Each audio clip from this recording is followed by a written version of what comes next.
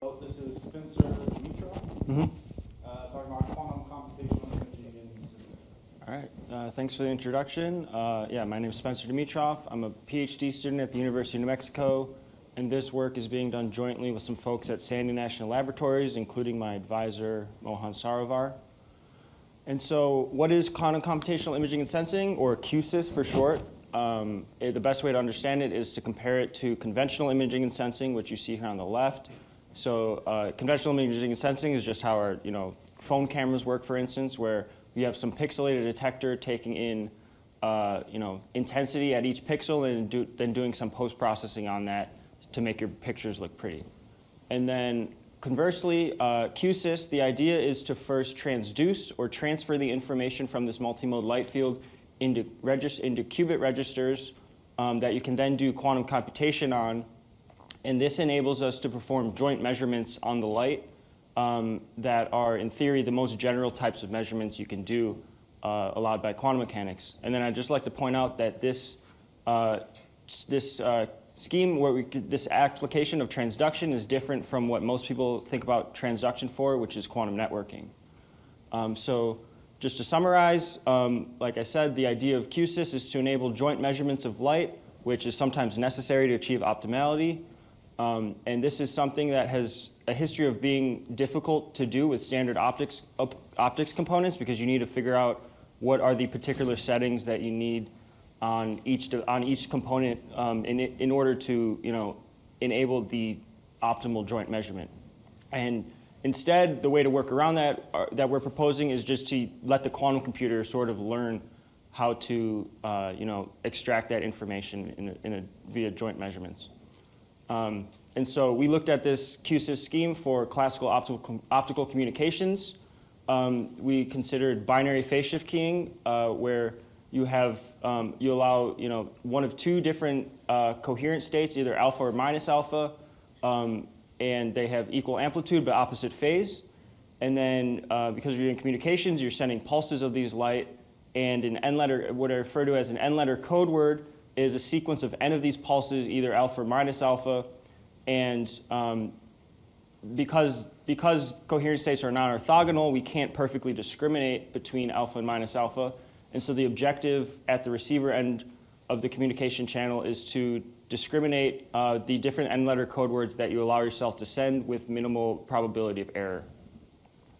And so there's two general schemes you could consider, or paradigms for this BPSK code word discrimination. On the left here is the conventional or classical scheme, where you just detect each pulse locally, symbol by symbol. And conversely, you can consider taking these n pulses and combining them on some unitary transformation.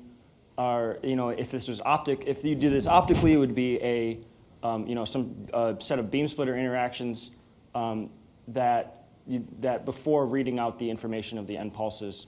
And it turns out for coherent communications, or including BPSK communications, these joint detection receivers are necessary in order to extract the maximum amount of information per pulse in the communication channel.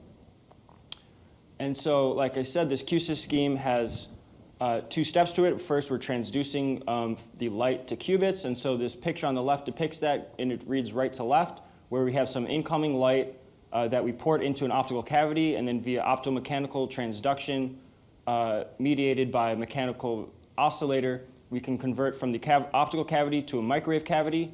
And then once we have the state in the microwave cavity, we can talk with a superconducting qubit via Jaynes-Cummings interaction to port the information into the qubit.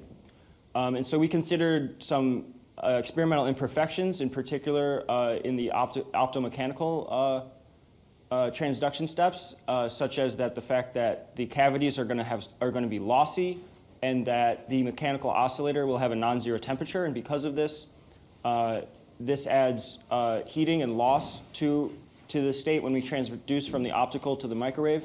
And this results in an optical coherent state becoming a displaced thermal state with less amplitude and more noise, which makes it harder to distinguish between the different BPSK states. And so once we have the state in the microwave cavity, we can transduce it to the qubit via the Jaynes-Cummings interaction. And the important things to take away from this slide is that the distinguishing information, that is the phase of the optical states in the optical domain, when they transduce the qubits, that phase difference is preserved. So we preserve that distinguishing information.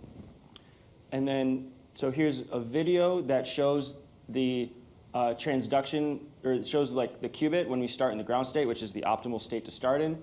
And the important thing to take away here is that the optimal interaction time, the time where we maximize essentially maximize the trace distance or distinguishability between these transduced qubit states, this happens very rapidly in the interaction, which is good in terms of, because communication rates, we want it to be quick.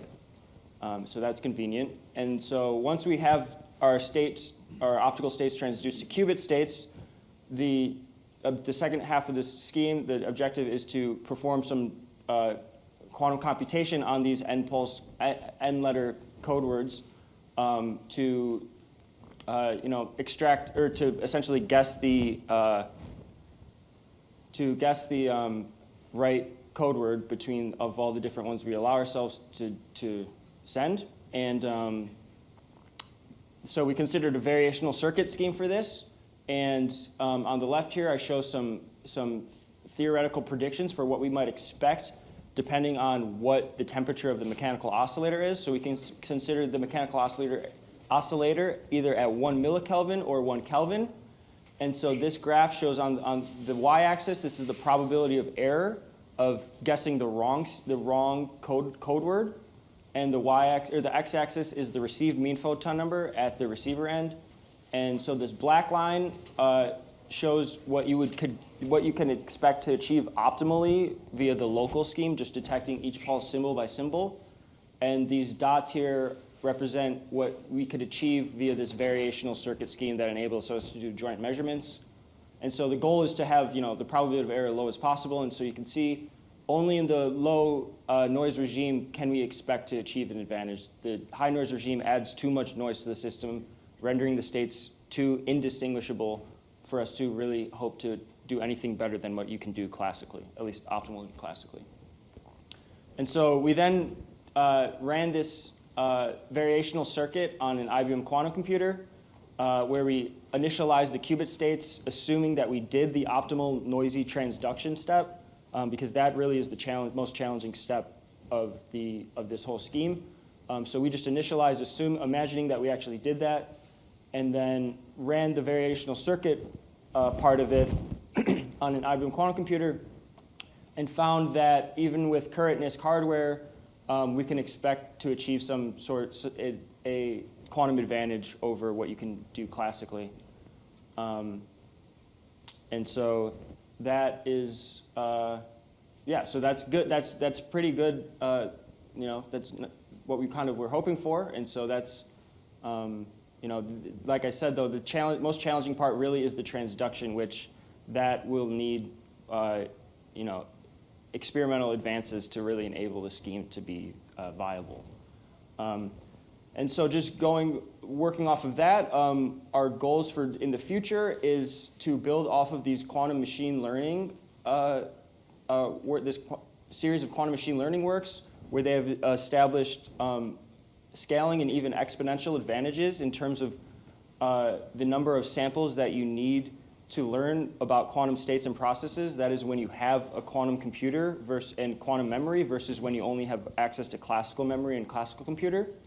But the classes of states and processes that they considered are not exactly realistic. So our goal is to identify imaging and sensing scenarios that transduce to these sort of qubit states that, in order to find realistic, scalable advantages in optical imaging and sensing. And with that, I would just like to thank the people that I've been working with, mostly at Sandia, and point you guys to this archive paper that we have if you're interested in checking out more about it. Thank you.